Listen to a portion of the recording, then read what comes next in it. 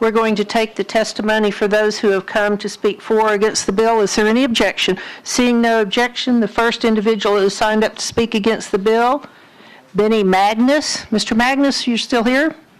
Mr. Magness, if you'll go to the end of the table, identify yourself, and you're recognized to speak against the bill. Members, if we'll turn our attention to Mr. Magness. Thank you. Oh, I think you, yeah. Okay. There we go. Thank you, Madam Chair and the committee. My name is Benny Magness. I'm a member of the Arkansas Board of Corrections, and I want to start off by saying I will be brief because I got a 3-hour drive to get home and a wife sitting at home in the country alone.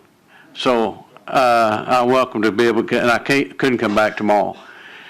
First of all, when you sign in to speak on a bill, I have a little bit of an issue that you have to say for or against because there's so much of this bill that we have needed over years. It's very, very important that, especially with repeat offenders.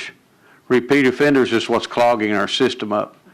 The question was asked a while ago what the recidivism rate for Arkansas is 52%. So 52% of the people that come to us, 52% of them come back. So there is a lot of issues of this bill that I could comment on or ask questions about. But like I say again, for the time of the night it is, and I want to be brief. A good example is several years ago, the residential burglary was made a violent offense. It's only a violent offense under this provision. And there was a lot brought up at the time about, well, it only should be a violent offense if you're only if you're home.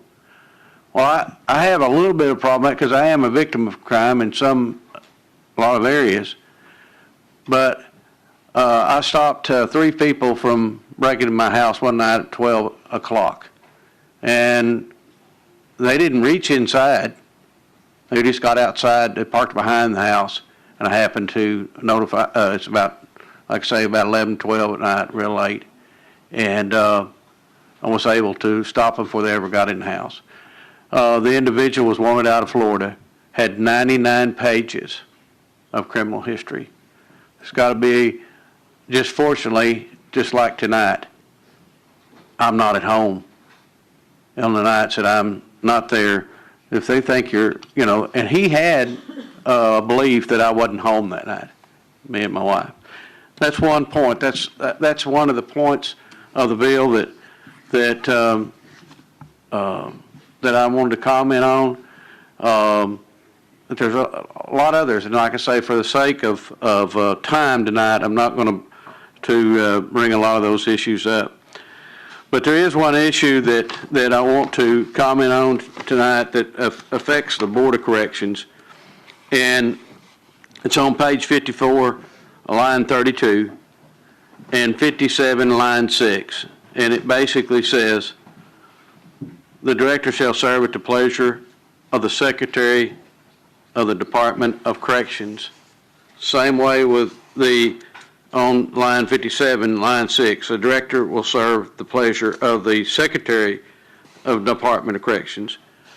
I don't know how long the Amendment 33 was passed and how long the Board of Corrections is. I know at least 35 years. And the Board of Corrections has had the authority to hire and fire their directors. And I think it's important. I would like to read one other remark about the Transformation Act that started the Secretary of Corrections, which I'm supportive of the the Secretary and the forming of it. I see it was seen a lot of reason for that. But it says in the Transformation Bill, the Transformation and Efficiency Act of 2019 shall not abridge, diminish, or curtail in any respect the authority or responsibility vested in the state entity that is subject to the Arkansas Constitution Amendment 33 and affiliated with a cabinet level department under the Transformation and Efficiencies Act of 2019. I understand that's 2019, but we've had a Board of Corrections that overseen the supervision of the directors for probably 35 years. This bill changes that, and we've only had a secretary. And I don't mean this to anything against our secretary now. I don't know how much it would change our directors now, because I've served with them so long. But as we all know, when we pass laws, sometimes they last for a long time. And that is the major strife for the Board of Corrections, that it starts and has problems with how we supervise our directors and the agency as a constitutional board. And with that, that's it. Members, All right. are there any questions? Seeing no questions, thank you, Mr. Magness, for testifying today, and thank you for staying all the way through. Next, we have